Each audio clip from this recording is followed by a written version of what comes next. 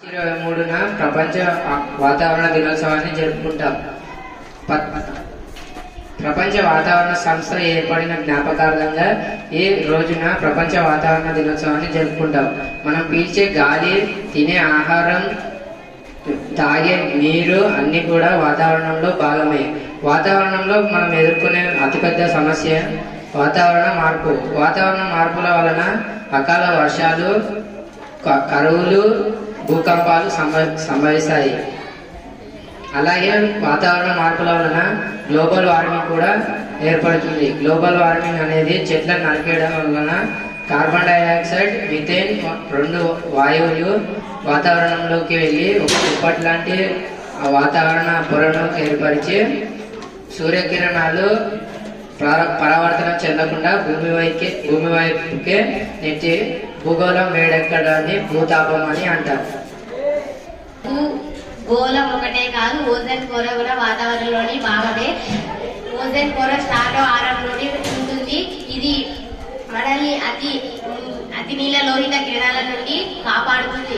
మనం ఏసీ, కూలర్లు, సిఎఫ్సి అంటే క్లోరో కార్బన్ అని అర్థం. మనం వీటిని వాతావరణంలోకి విడుదల చేయడం ద్వారా మనకి అతి నీల లోహిత కిరణాలు దెబ్బతిని ఆ కిరణాలు మన చర్మం మీద పడి అవి మనకి చర్మ క్యాన్సర్లు రావడం జరుగుతుంది. ఇరాన్, ఇజ్రాయిల్ వంటి యుద్ధాలతో గాలి కాలుష్యం విపరీతంగా పెరుగుతుంది. అంటే 100 సంవత్సరాలలో చేరాల్సిన కాలుష్యం కేవలం 10-20 రోజులలోనే పెరిగిపోతుంది. అందుకని మనుషులు, జంతువులు, మొక్కలు తీవ్ర ప్రభావానికి గురవుతున్నాయి. ఢిల్లీలోని గాలి కాలుష్య ప్రభావం వల్ల ఎంతో చరిత్ర ఉన్న తాజ్ మహల్ అందవిహీనంగా మారిపోతుంది.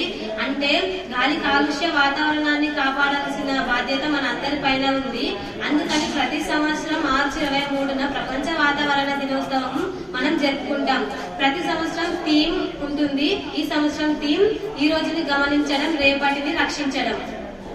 పర్యావరణం కలుషితం కాకుండా మన లక్ష్యం ఏమిటంటే మొక్కలను ఎక్కువ మొత్తంలో పెంచడం, నీటిని సంరక్షణ చేయడం, నీటిని వృధా కాకుండా మనం జాగ్రత్త పడాలి. అలాగే విద్యుత్ ఆదా చేయాలి, పునరుత్పాదక ఇంధనాన్ని వాడాలి. అలాగే మొక్కలను పెంచి కార్బన్ డైఆక్సైడ్ శాతాన్ని కూడా తగ్గించాలి. అలాగే ప్లాస్టిక్ వాడకాన్ని కూడా తగ్గించాలి. రికవర్, రీసైకిల్, వాతావరణాన్ని రక్షిద్దాం, జీవకోటిని కాపాడుదాం. మన భవిష్యత్తు రక్షించుకోవడమే మన బాధ్యత. ప్రపంచ వాతావరణ దినోత్సవం